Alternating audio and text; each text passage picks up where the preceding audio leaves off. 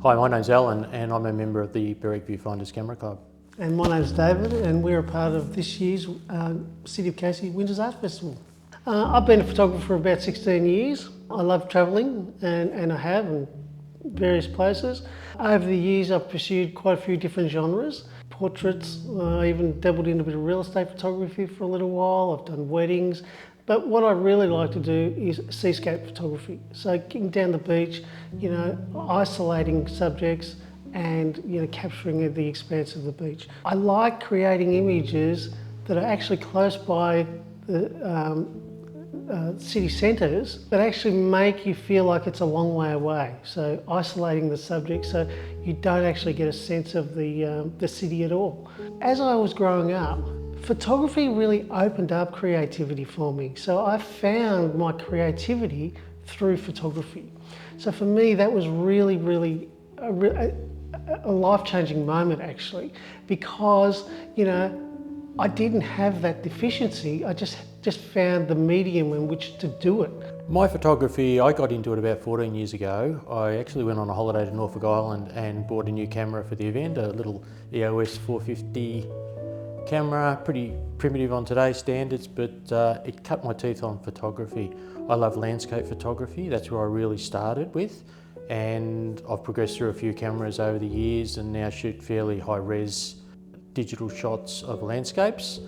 I also do a few other genres as well. I love historical things and just recording nature and stuff like that. Basically, more recently, I've developed a love for aerial photography, so I've been doing a lot of that over probably the last 5 years, 6 years, helicopters, planes, that sort of thing. Travel, like David, I love travel and combine the two hobbies quite well. And lately, my new last couple of years, drone photography. Absolutely love it. And I'm probably shooting about 80% of my photography now is done with a drone. And I particularly have this real love of salt lakes. And I chase salt lakes. I've photographed salt lakes in places like Namibia, all over Australia. I just love salt lakes. But certainly, you see it from a totally different perspective, the world, and it's just amazing, yeah. Okay, my stories are generally about people. I love going into Melbourne, taking photos of various people, capturing moments. Whether that is an interaction with people or just people having a good time. But also, when I move away from that and go to the beach, the stories I like to tell there is that peacefulness, that feeling that you're somewhere in my picture, but not actually realise it's so close to you. I like to go to places that other people don't necessarily go to. Off the beaten path places, it might be somewhere in Africa, places like Cuba, Iceland, Norway, some of these sorts of places. And often I'll go in winter time, which is a little bit different to when everyone else is going to some of these places. And I love to capture the mood and the experience. I post a few of my photos on social media. I have people who follow it.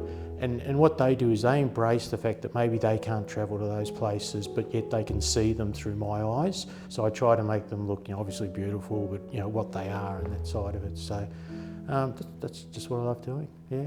Stories are important because I think they actually help us understand the world, from a different point of view. Viewing or going to another country, for example, and seeing how people live in a different country, and trying to get on with that from our own point of view, I think it really educates us, it inspires us, and really opens our eyes to a number of things. I think storytelling is an important part of the life that we live and the world we live in. I look back to our First Nation people and they've passed their history down through storytelling, and it's a great history that they have passed on. One of the things as photographers we're continually drummed into us is we need to print out, we need to show, we need to record things. We don't just carry things around on our phones and our iPads. So we tell the stories that need to be told. We can share perspectives on life, beautiful places. The Berwick Viewfinders Camera Club has been in Berwick, or in the City of Casey, for just over 30 years now. Currently we've got about 70 members. And we are quite a social group of people. We meet every Monday, except for public holidays of course, and we organise workshops, we organise a daily event or weekly events, we have photo competitions, we've had various expos and exhibitions. A number of years ago we had one here at the cheese factory, which was really good.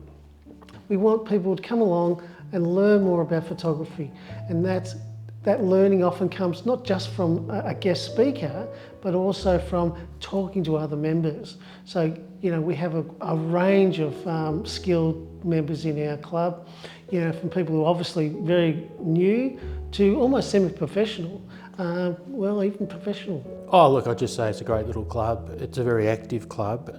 A lot of clubs only meet monthly. We meet, as David said, every week, just for our meeting, and then on top of that we still have an activity once a week. So there's a lot happening there. It's a great little club. So the Southern Cross National Photographic Competition is a really exciting project for us. The really exciting part about that was that the City of Casey got on board last year and this year again to display those awarded images. So as I said, this year the Southern Cross is running again and the entries are open right now.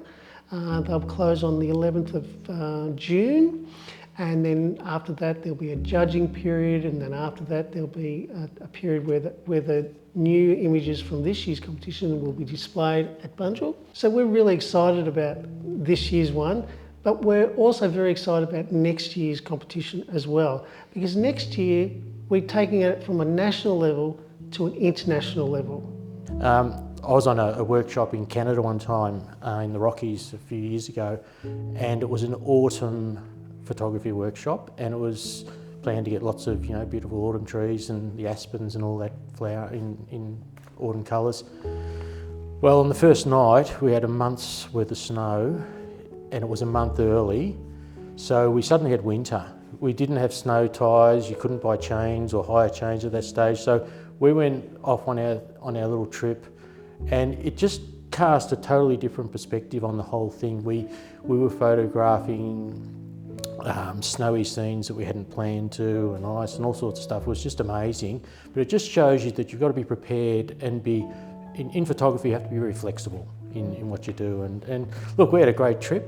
We had to push the car out of the car park a few times because it didn't have any grip, but it was just a fabulous, and everyone pitched in and we just had a ball. And that's the good thing about a lot of these photography activities, that you're with like-minded people and they kick in and we have a good time, don't we? Oh yeah, absolutely.